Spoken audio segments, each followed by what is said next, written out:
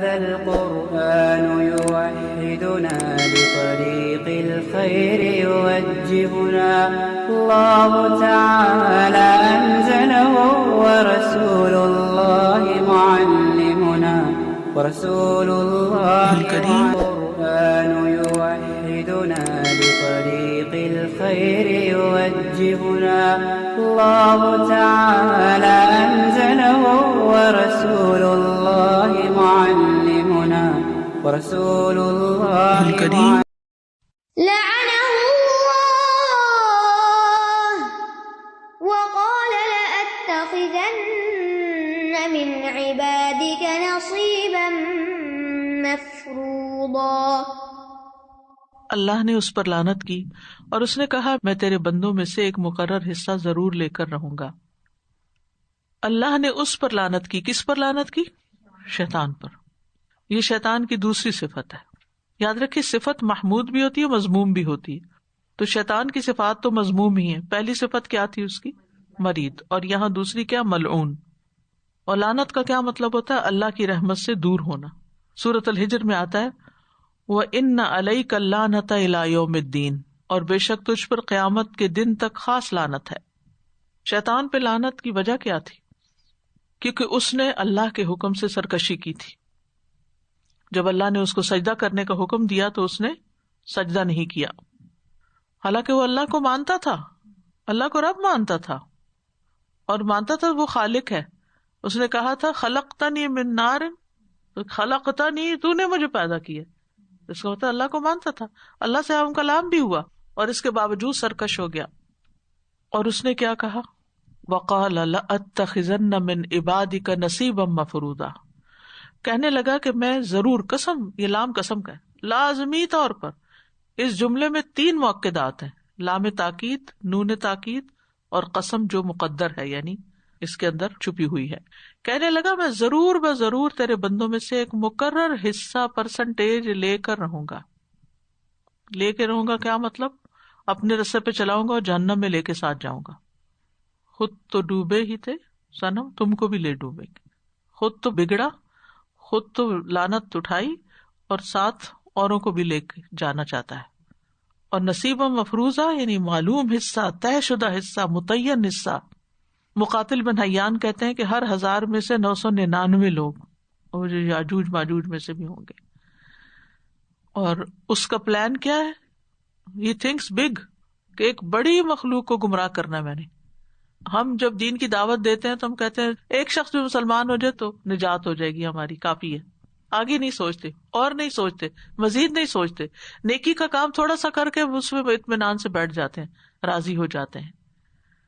تو اللہ تعالیٰ فرماتے ہیں وَلَقَدْ أَضَلَّ مِنْكُمْ جِبِلًّا كَثِيرًا أَفَلَمْ تَكُونُوا تَعْقِلُونَ، اور بلا شبہ یقیناً اس نے تم میں سے بہت سی مخلوق کو گمراہ کر دیا، کیا تم عقل نہیں رکھتے تھے، سمجھتے نہیں تھے؟ لیکن یاد رکھیے سب بندوں پہ شیطان کا زور نہیں چلتا۔ ایک مقرر حصہ جو ہے وہ اس کی بات مانتا ہے، باقی نہیں مانتے۔ اور اہل ایمان پر شیطان کا زور نہیں چلتا، الا فریق من المؤمنین۔ تو آدم علیہ السلام سے دشمنی کا آغاز ہوا تھا شیطان کی، اور اس وقت اس نے کہا تھا کہ لَأَحْتَنِكَنَّ ذُرِّيَّتَهُ إِلَّا قَلِيلًا، کہ میں اس کی اولاد کو ہر صورت جڑ سے اکھاڑ دوں گا سوائے تھوڑوں کے، میں ان کے مال اور اولاد میں حصہ لوں گا۔ اور میاں بیوی اگر دعا پڑھے بغیر ملاپ کرتے ہیں تو پھر شیطان شریک ہو جاتا ہے، اور بعض اوقات ایسی اولاد پیدا ہوتی ہے گویا کہ شیطان ہی ہو۔ یعنی کہ انسان کی پیدائش سے پہلے ہی وہ پلاننگ کر لیتا ہے کہ میں نے شریک ہو جانا ہے، جہاں اللہ کا نام نہیں لیں گے میں اس کام میں شریک ہو جاؤں گا ان کا۔ یعنی آدم علیہ السلام کی پیدائش سے دشمنی پیدا ہوئی، پھر اولاد آدم جو بھی بچہ پیدا ہوگا اگر والدین نے اللہ کا نام نہیں لیا تو پیدائش سے پہلے ہی، ورنہ جو ہی بچہ پیدا ہوتا ہے تو ساتھ ہی ٹھوکے لگاتا ہے اس کو، اور بچہ چیختا ہے۔ اسی لیے حضرت مریم کی والدہ نے دعا کی تھی وَإِنِّي أُعِيذُهَا بِكَ وَذُرِّيَّتَهَا مِنَ الشَّيْطَانِ الرَّجِيمِ۔ آپ صلی اللہ علیہ وسلم نے فرمایا ہر بنی آدم جب پیدا ہوتا ہے تو پیدائش کے وقت شیطان اسے چھوتا ہے، اور بچہ شیطان کے چھونے کی وجہ سے زور سے چیختا ہے، سوائے مریم اور ان کے بیٹے عیسیٰ علیہ السلام کے، کیونکہ انہوں نے یہ دعا پڑھی تھی جو قرآن مجید میں آتی ہے۔ پھر اسی طرح یہ کہ ہر انسان پہ ایک شیطان مسلط ہے، جو اس کو بھٹکاتا ہے، سوائے نبی صلی اللہ علیہ وسلم کے کہ ان کا شیطان جو تھا وہ مسلمان ہو گیا تھا۔ شیطان انسان کے جسم میں خون کی طرح دوڑتا ہے، ہر کام میں ساتھ شریک ہونا چاہتا ہے، ہر کام میں جو آپ کرتے ہیں نا، اور کچھ نہیں تو اگر آپ کو روک نہیں سکتا نا تو نیت ہی خراب کر دے گا۔ کھانا کھاتے وقت، واش روم جاتے وقت، کوئی بھی چیز ہو، اسی لیے کہا گیا کہ اگر کھانا کھاتے ہوئے لقمہ گر جائے نا تو اسے شیطان کے لیے نہ چھوڑو، اٹھاؤ صاف کر کے کھا لو۔ اسی طرح یہ کہ کھانے کے بعد انگلیاں وغیرہ چاٹ لو۔ بچوں پہ شیطان کا زور چلتا ہے۔ عبداللہ بن دینار کہتے ہیں کہ میں عبداللہ بن عمر کے ساتھ بازار گیا تو ایک چھوٹی سی بچی کے پاس سے ہم گزرے جو گا رہی تھی۔ اس پر ابن عمر نے کہا شیطان اگر کسی کو چھوڑ دیتا تو اس کو چھوڑ دیتا، یعنی بچوں کو بھی نہیں چھوڑتا، بچوں پہ مسلط ہوتا ہے اور پھر ان کے ذریعے غلط کام کرواتا ہے۔ جیسے ایک دفعہ کھانا لگا ہوا تھا تو ایک بچی دوڑتی ہوئی آئی اور اس نے منہ میں ڈالنا چاہا تو آپ صلی اللہ علیہ وسلم نے اس کا ہاتھ پکڑ لیا۔ آپ نے فرمایا جس کھانے پر اللہ کا نام نہ لیا گیا شیطان اسے اپنے لیے حلال سمجھتا ہے۔ وَلَأُضِلَّنَّهُمْ وَلَأُمَنِّيَنَّهُمْ وَلَآمُرَنَّهُمْ فَلَيُبَتِّكُنَّ آذَانَ الْأَنْعَامِ وَلَآمُرَنَّهُمْ فَلَيُغَيِّرُنَّ خَلْقَ اللَّهِ وَمَن يَتَّخِذِ الشَّيْطَانَ وَلِيًّا مِّن دُونِ اللَّهِ فَقَدْ خَسِرَ خُسْرَانًا مُّبِينًا۔ اور البتہ میں ضرور انہیں بھٹکاؤں گا، اور میں ضرور انہیں امیدیں دلاؤں گا، اور میں ضرور انہیں حکم دوں گا، پھر وہ ضرور مویشیوں کے کان کاٹیں گے، اور میں ضرور انہیں حکم دوں گا تو وہ ضرور اللہ کی تخلیق کو بدل ڈالیں گے۔ اور جو کوئی اللہ کو چھوڑ کر شیطان کو دوست بنائے تو یقیناً اس نے کھلا نقصان اٹھایا، یعنی واضح نقصان پایا۔ وَلَأُضِلَّنَّهُمْ، اور میں ضرور ان کو بھٹکاؤں گا، یعنی شیطان انسان کے ساتھ دوستی لگاتا ہے اور پھر اس کو آہستہ آہستہ اپنے ڈھپے لے جاتا ہے، اور یہ اس کا ٹرک ہے، کیونکہ جو شخص کسی کا دوست بن جائے اس کو اس کی بات ٹالنا مشکل ہوتی ہے۔ بہت سے بچے کیوں بھٹکتے ہیں؟ کمپنی کی وجہ سے، جیسے ان کے دوست ہوتے ہیں وہ ویسے ہی بن جاتے ہیں۔ اور یہاں بھی آپ دیکھیں وَلَأُضِلَّنَّ 3 مؤکدات ہیں، یعنی اس نے بھٹکانے پر بھی پکی قسم کھائی ہوئی ہے کہ میں صراط مستقیم پر جانے نہیں دوں گا، ان کو اس رستے سے ہٹا دوں گا، علم اور عمل میں انہیں گمراہ کر کے رہوں گا۔ اور پھر یہ کہ وہ بتدریج ایسا کرتا ہے، جیسے قوم نوح کو اس نے کیا کیا، شرک کیسے ان کے اندر لایا، آہستہ آہستہ بزرگوں کی پہلے تصویریں بنائی، پھر جب وہ فوت ہوئے پھر اس کو آہستہ آہستہ انہی کی عبادت کروانے لگا۔ تو شیطان کی جو گمراہیاں ہیں وہ خاص طور پر سب سے پہلے کہ ایمان خراب کرتا ہے، ایمان پہ ڈاکہ ڈالتا ہے، عقائد میں شک پیدا کرتا ہے۔ جب اس پہ اس کو قدرت حاصل نہیں ہوتی تو پھر نافرمانیوں کا حکم دیتا ہے، حرام کام کرنے کو کہتا ہے۔ جب دیکھتا ہے کہ نہیں یہ شخص حرام میں نہیں پڑتا تو نیکیوں سے روک لیتا ہے۔ بعض اوقات انسان کہتا ہے نا کہ میں کوئی غلط کام تو نہیں کرتا اور نماز روزہ کرتا ہوں تو اب ضروری ہے یہ بھی کروں، میری اتنا ہی کافی ہے۔ اگر یہ دیکھتا ہے کہ نہیں یہ بندہ تو نیکیوں سے رکتا ہی نہیں تو پھر ریاکاری داخل کرتا ہے، دکھاوا کرواتا ہے۔ اور اگر اس سے انسان نکل آئے تو دل میں خود پسندی ڈال دیتا، واہ تم تو کیا ہی شاندار انسان ہو، اور اس کے عمل کو بڑا کر کے دکھاتا، تم نے تو یہ بھی کارنامہ کیا اور یہ بھی کیا اور یہ بھی کیا۔ پھر اسی طرح انسان کے اندر حسد کی آگ پیدا کرتا ہے، یعنی جب انسان دیکھتا ہے نا کہ ساری چیزوں سے بچ گیا اور اس کے بہت اچھے اعمال پہ وہ ثابت قدم ہے، ریاکاری بھی نہیں، عجب بھی نہیں، عاجز انسان ہے، پھر وہ انسان دیکھتا ہے کہ کوئی اور اس سے آگے نکل رہا ہے تو پھر جیلسی اس کے دل میں ڈالتا ہے۔ اب جو ہی جیلسی آئی تو کیا ہے، حسد کس طرح نیکیوں کو چاٹ جاتا ہے، یعنی کسی طریقے سے چھوڑتا نہیں انسان کو۔ تو کبھی بھی انسان اس سے غافل نہ ہو، کیونکہ اس کا ہدف ہی یہی ہے کہ بندوں کو گمراہ کرنا ہے۔ یحییٰ بن معاذ کہتے ہیں اے ابن آدم شیطان سے بچ جاؤ، کیونکہ وہ قدیم ہے تم جدید ہو۔ وہ تو بہت ماہر ہو گیا، کب سے لگا ہوا اپنے کام میں، وہ فارغ ہے تم مصروف ہو۔ اس کا ایک ہی مقصد ہے کہ تمہیں تباہ کرنا ہے، اور تمہارے تو کئی مقصد ہیں، ہم نے تو کئی فیلڈز میں کام کرنا ہوتا ہے۔ وہ تمہیں دیکھ سکتا ہے، تم اس کو دیکھ بھی نہیں سکتے، تم اسے بھول جاتے ہو، وہ کسی وقت بھی نہیں بھولتا، تمہیں پیچھے ہی لگا رہتا ہے۔ تمہارا نفس اس کا مددگار ہے، اس کے نفس کی طرف سے تمہارا کوئی مددگار نہیں. تو پھر دیکھیے مقابلہ کتنا سخت ہوا. کبھی بھی یہ نہیں سوچنا چاہیے کہ نہیں شیطان مجھے کچھ نہیں کر سکتا. شیطان تو سیدھے رستے پہ بیٹھا ہوا ہے, اسلام کے رستے پہ بیٹھا ہوا ہے, اور اس کو بہکاتا ہے اچھا تم نے یہ کر لیا, اس کا یہ نقصان ہوگا. یعنی انسان جو بھی نیکی کا کام کرتا ہے نا تو اس کے دل میں ایسے وسوسے ڈالتا ہے کہ دیکھو پھر تم دوسروں سے پیچھے رہ جاؤ گے, لوگ اس وقت دنیا کا مال کما رہے ہیں اور تم بیٹھ کے دین کی خدمت کر رہے ہو, لوگ کہاں پہنچ گئے ہیں, تم کہاں پہنچے ہو, فلاں نے اتنا بڑا گھر خرید لیا ہے, تم وہیں کے وہیں بیٹھے ہو. اور اس طرح کی بہت ساری چیزیں جس کی وجہ سے انسان بہت سے اچھے اچھے کام جو اپنی فراغت میں کر رہا ہوتا ہے وہ چھوڑ کے انسان دنیا بنانے میں نکل کھڑا ہوتا ہے, اور اس طرح دنیا بناتے بناتے دنیا سے ہی چلا جاتا ہے. پھر اسی طرح اللہ کے بارے میں گمراہ کن خیالات دل میں ڈالتا ہے. یہ شیطان کا بہت بڑا وار ہے. نیگیٹو تھنکنگ, وسوسے, یعنی کوئی آپ اچھی بات سوچتے فوراً شیطان اس کا کاٹ کرے گا. مثلا کسی شخص نے بہت اچھا کوئی کام کیا, آپ تعریف کریں گے کتنا اچھا کام کیا, شیطان ڈالے گا نہیں, آپ کو وہاں مقابلہ کرنا ہوگا کہ نہیں میں نے اس شخص میں خیر ہی دیکھی ہے. تو یہ جو برے خیالات ڈالتا ہے نا اللہ کے بارے میں, اللہ کے بندوں کے بارے میں, نیک بندوں کے بارے میں, اس پہ بھی انسان کو اعوذ باللہ پڑھنی چاہیے اور بری بات نہیں سوچنی چاہیے کسی کے بارے میں. پھر نماز میں خلل ڈالتا ہے, دھیان ادھر ادھر کرواتا ہے. پھر برائی اور بے حیائی کا حکم دیتا ہے, لباس میں بے حیائی کرواتا ہے. اور خواتین کے لیے تو یہ بہت ہی اہم چیز ہے.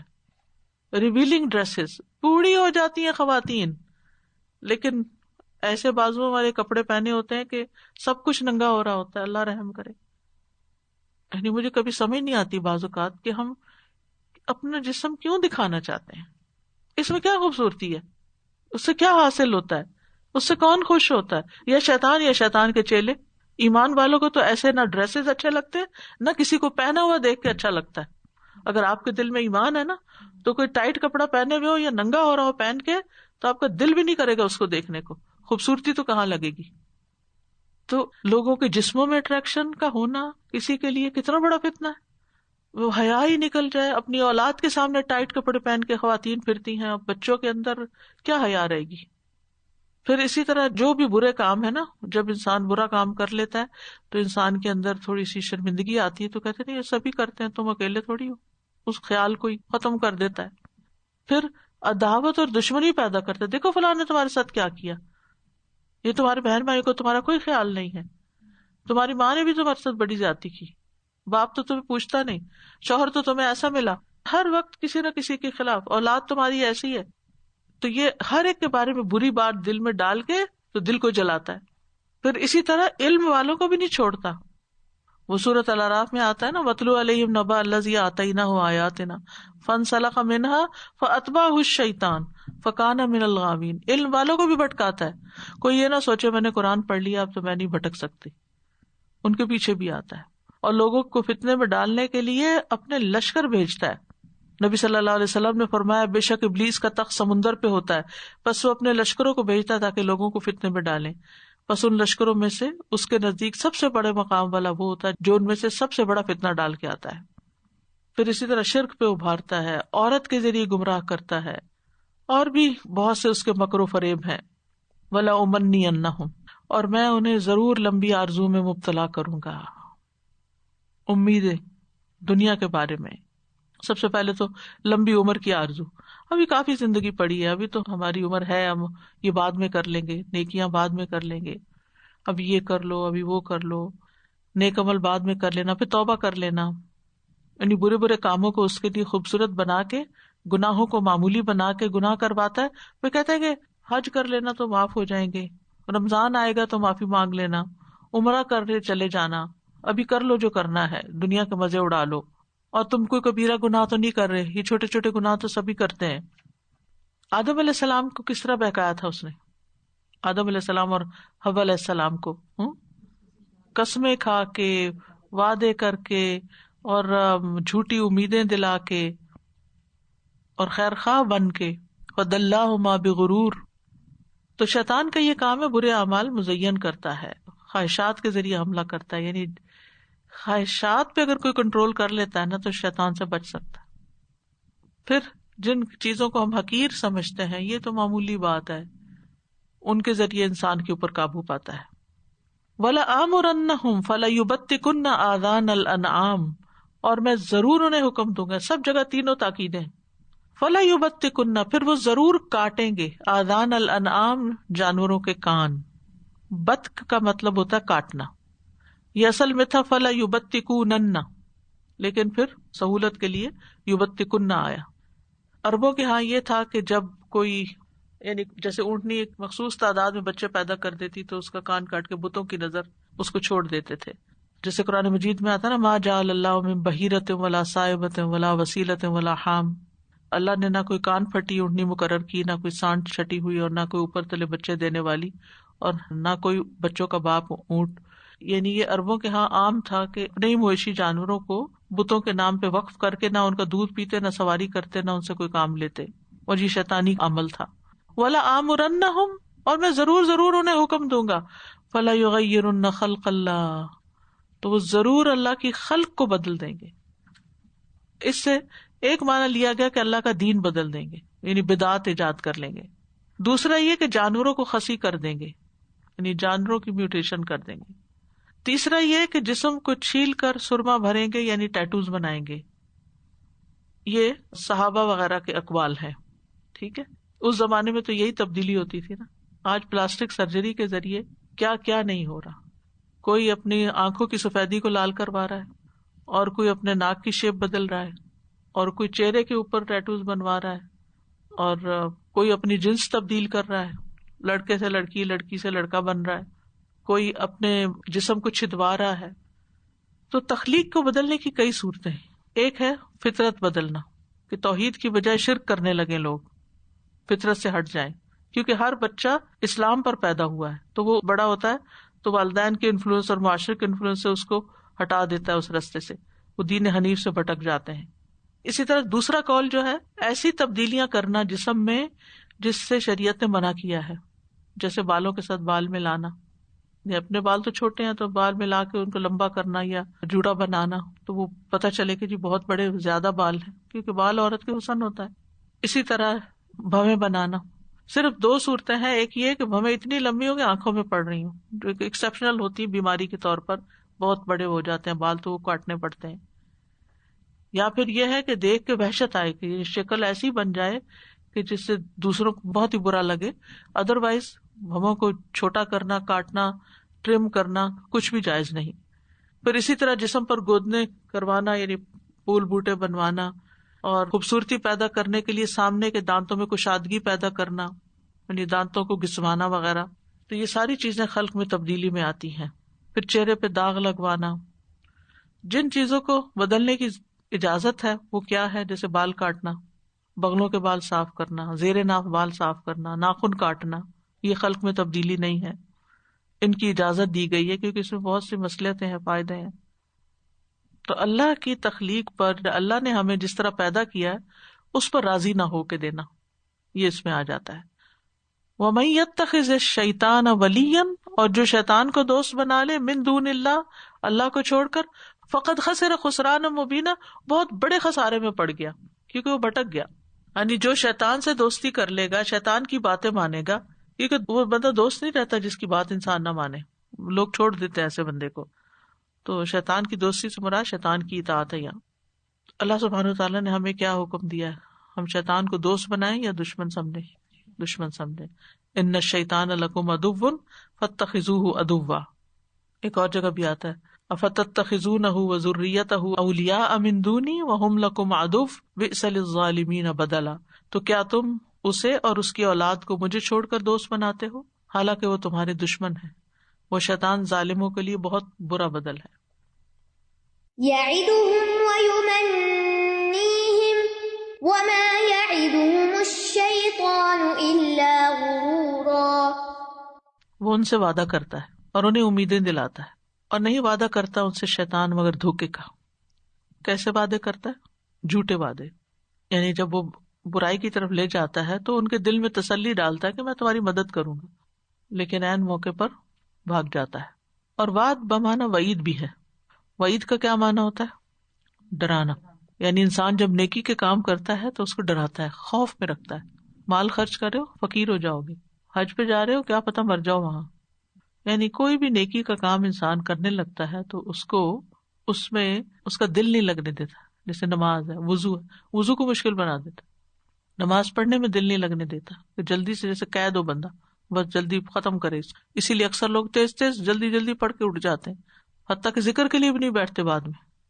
وَيُمَنِّيهِمْ، اور انہیں امیدیں دلاتا ہے، یعنی جھوٹی آرزویں، باطل خواہشات اور اس طرح کی امیدیں بھی کہ تم کامیاب انسان ہو، تم بڑے نیک ہو، تم تو آخرت میں کامیاب ہی ہوگے. آخرت کی فکر ہی دل سے نکالنے کا کرتا ہے. وَمَا يَعِدُهُمُ الشَّيْطَانُ إِلَّا غُرُورًا، اور شیطان تو صرف دھوکے کا ہی وعدہ کرتا ہے. یعنی شیطان کے وعدے دھوکے پر مبنی ہیں. کیسے؟ شیطان جن رستوں پہ انسان کو لے جاتا ہے وہ بظاہر خوبصورت ہوتے ہیں، لیکن نتیجہ ان کا کیا نکلتا ہے دنیا میں بھی. مثلا کہتا ہے چوری کرو، مفت میں مال ہاتھ آ جائے گا، لیکن نتیجہ کیا ہے کہ ہاتھ کٹوا بیٹھے انسان. آج کل تو خیر یہ نہیں ہے، لیکن بدنامی اور حرام مال میں برکت کہاں سے ہوتی ہے؟ ایسے مال میں تو برکت ہی نہیں ہوتی. اسی طرح خیانت، اسی طرح اور چیزیں. اور سب سے بڑی بات یہ کہ قیامت کے دن وہ کہے گا کہ وَوَعَدتُّكُمْ فَأَخْلَفْتُكُمْ وَمَا كَانَ لِيَ عَلَيْكُمْ مِنْ سُلْطَانٍ إِلَّا أَنْ دَعَوْتُكُمْ فَاسْتَجَبْتُمْ لِي فَلَا تَلُومُونِي وَلُومُوا أَنفُسَكُمْ. اور شیطان کہے گا جب سارے کام کا فیصلہ کر دیا جائے گا کہ بے شک اللہ نے تم سے وعدہ کیا، سچا وعدہ، اور میں نے تم سے وعدہ کیا تو میں نے تم سے خلاف ورزی کی، میرا تم پہ کوئی زور نہ تھا سوائے اس کے کہ میں نے تمہیں بلایا اور تم نے میرا کہنا مان لیا. اب مجھے ملامت نہ کرو، اپنے آپ کو ملامت کرو. میں تمہاری فریاد کو پہنچنے والا نہیں ہوں اور نہ تم میری فریاد کو پہنچ رہے ہو. یعنی یہ سارے وعدے جو دنیا میں وہ کرتا ہے کہ میں تمہارے ساتھ ہوں، میری خاطر یہ کر لو، قیامت کے دن بالکل بری و ذمہ ہو جائے گا. أولئك مأواهم جهنم ولا يجدون عنها محيصا. وہی لوگ ہیں جن کا ٹھکانہ جہنم ہے اور وہ اس سے کوئی جائے پناہ نہ پائیں گے. محیص کہتے ہیں بھاگنے کی اور فرار ہونے کی جگہ، یعنی کوئی چھپنے کی جگہ مل جائے انسان کو. مراد یہ ہے یہاں کہ ایسے لوگوں کے لیے جہنم ہی ٹھکانہ ہے جہاں سے بھاگ نکلنے کی کوئی اور جگہ نہیں ملے گی. ان کو کہیں کوئی پروٹیکشن نہیں ہوگی کہ آگ سے بچ سکے. ولا یجدون عنہا محیصا، یہ شیطان کے پیروکاروں کا انجام بتایا گیا ہے کہ جو لوگ شیطان کے قدموں کی پیروی کرتے ہیں، اس کے ساتھ چلتے ہیں، وہ شیطان کے ساتھ ہی جہنم میں گریں گے اور وہاں سے پھر کبھی نکل نہ سکیں گے. شدید ڈراوا ہے شیطان کے پیروکاروں کے لیے کہ انسان اس کے وسوسوں کی پیروی نہ کرے، اس کے دھوکے سے بچے، اس کے جھوٹے وعدوں سے بچے، اس کی دلائی ہوئی آرزوؤں سے بچے. تو ہر اس انسان کے لیے یہاں دھمکی ہے ایک طرح کی جو بھلائی کا راستہ چھوڑ دیتا ہے اور شیطان کا راستہ اختیار کر لیتا ہے. یہ انجام بہت خطرناک ہے. تو انسان کو شیطانی چالوں سے بچنے کے لیے اللہ سے مدد مانگنی چاہیے. اعوذ باللہ من الشیطان الرجیم، اسی لیے سکھایا گیا. اور بہت سی معوذات ہیں جس میں اللہ کی پناہ لی گئی ہے شیطان کے شر سے بچنے کے لیے، کیونکہ مضبوط مومن شیطان پہ بہت بھاری ہوتا ہے. ٹھیک ہے. اور ویسے بھی ہمیں کہا گیا کہ اگر شیطان کوئی وسوسہ ڈالے تو کیا کرو، وَإِمَّا يَنزَغَنَّكَ مِنَ الشَّيْطَانِ نَزْغٌ فَاسْتَعِذْ بِاللَّهِ، اللہ کی پناہ لو. پھر اسی طرح سورۃ البقرہ کی قرأت ہے گھر میں، البقرہ کی آخری 2 آیتیں رات کے وقت پڑھنا، آیت الکرسی پڑھنا، ہر کام سے پہلے بسم اللہ پڑھنا، دن میں 100 دفعہ لا الہ الا اللہ وحدہ لا شریک لہ لہ الملک و لہ الحمد وہو علی کل شیء قدیر پڑھنا.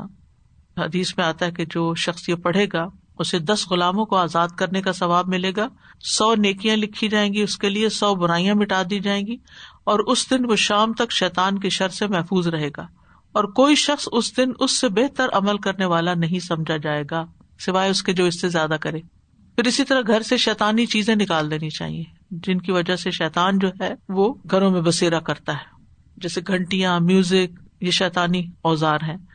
رسول اللہ صلی اللہ علیہ وسلم نے فرمایا الجرس مزامیر الشیطان، گھنٹی شیطان کا باجا ہے، شیطان اسے بجا کے خوش ہوتا ہے نا. پھر تو اب بچوں کے کھلونوں میں آپ دیکھیں، ٹوائز میں آپ دیکھیں کس قدر میوزک بھرا ہوا ہے، اور سارا دن بچے بیٹھ کے ہم کہتے ہیں نہیں ہم ان کو اسکرین نہیں دے رہے، ہم ٹوائز دے رہے ہیں، اور کبھی ایک چیز پہ ہاتھ رکھتے ہیں تو ایک لیرک بجتی ہے، کبھی دوسری، کبھی تیسری، اور حتیٰ کہ پیانو بھی بچوں کو لا دیتے ہیں. حیرت ہوتی ہے، سمجھ نہیں آتی کہ یعنی اگر بچوں کو یہی ٹریننگ ہم دے رہے ہیں تو بڑے ہو کے پھر ان کے شوق کیا ہوں گے.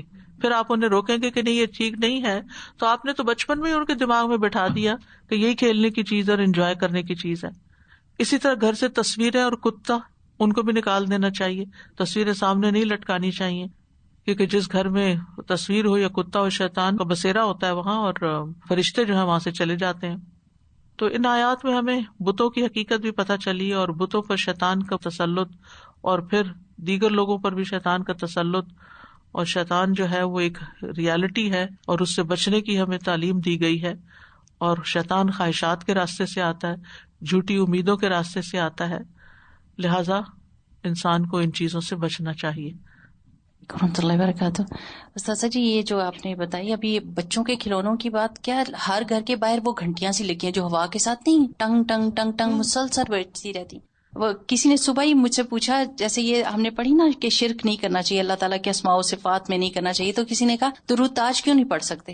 تو میں نے کہا اگر آپ اس کے معنی دیکھیں تو اس میں ہے دافع البلاء والوباء والقحط والمرض، رسول اللہ صلی اللہ علیہ وسلم کے بارے میں، لیکن وہ نہیں مان کے دے رہی تھی. میں نے کہا اللہ سبحانہ وتعالیٰ ہی کو راضی کرنے کے لیے اگر آپ اللہ ہی کی نافرمانی کر رہے ہیں تو پھر سبحان اللہ نہیں مانتے.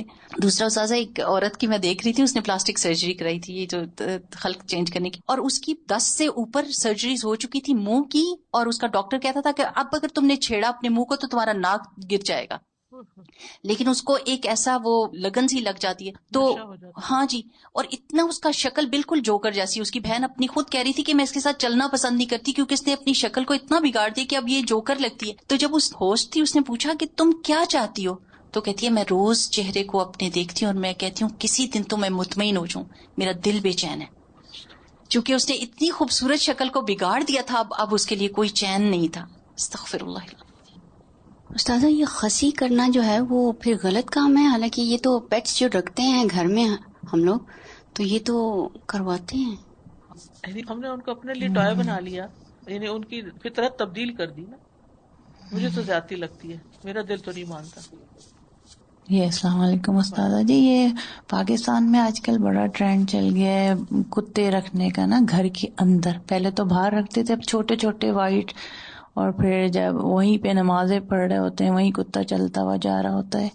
تو جب بھی ان سے کہو تو وہ کہتے ہیں کیا کریں، بچوں کو آج کل بہت شوق ہے پیٹ رکھنے کا، تو میرے بچے کا شوق ہے کتا، یہ تو اللہ نے بنایا. تو میں ہم بچوں کی محبت میں ہر حد پار کرنا چاہتے ہیں اور پھر وہی بچے ہمارے لیے ایک مصیبت بن جاتے ہیں. تو مطلب کتا رکھنا ویسے گھر کے اندر باہر رکھ سکتے ہیں، باہر رکھ سکتے ہیں، اندر نہیں نا، حفاظت کے لیے رکھ سکتے ہیں، مویشیوں کی حفاظت کے لیے، کھیت کی حفاظت کے لیے. اور دوسرا یہ کہ وہ جو آپ بتائے تھے ٹیٹوز جو یہ کھدواتے ہیں، کہ آج کل یہ بہت ٹرینڈ ہوا ہے اور بچوں میں اتنا زیادہ بڑھتا جا رہا ہے وہاں پاکستان میں بھی، کہ یہ ٹیٹوز جو ہے باہر سب بنواتے ہیں. تو یہاں کوئی گناہ علیحدہ ہے کہ پاکستان میں؟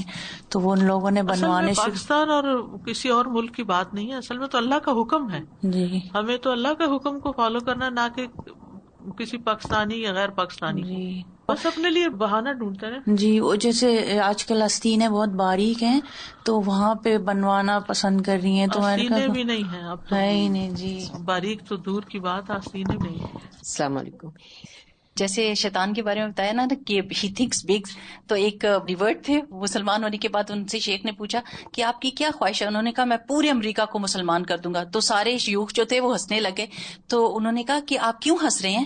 تو انہوں نے کہا کہ آپ نے ایسی بات کہی ہے جو ممکن نہیں. تو انہوں نے کہا کہ کیا ایسا نہیں ہے کہ نیت کرنے پہ بھی اجر مل جاتا ہے؟ میں نے نیت اتنی بڑی کر لی، اگر میں نے 2-4 کو بھی کر لیا اللہ تعالیٰ مجھے اتنا ہی انعام دے دے گا. تو وہ شیخ کہتے ہیں میں اتنا شرمندہ ہوا یہ سوچ کے کہ واقعی اللہ سبحانہ و تعالیٰ نے نیت پہ بھی رکھی ہے اگر اس کی سچی نیت ہوئی تو. لیکن ہم یعنی کہ ہمارے تصور میں بھی نہیں کہ ہم ذرا بڑا سوچیں، جبکہ شیطان نے ڈے 1 سے ہی سوچ لیا تھا کہ سب کو ہی گمراہ کر دوں گا.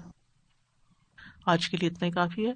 اللہ سبحانہ و تعالیٰ ہمیں عمل کی توفیق عطا فرمائے. وآخر دعوانا ان الحمد للہ رب العالمین. سبحانک اللہم و بحمدک، اشہد ان لا الہ الا انت، استغفرک و اتوب الیک. السلام علیکم و رحمۃ اللہ وبرکاتہ.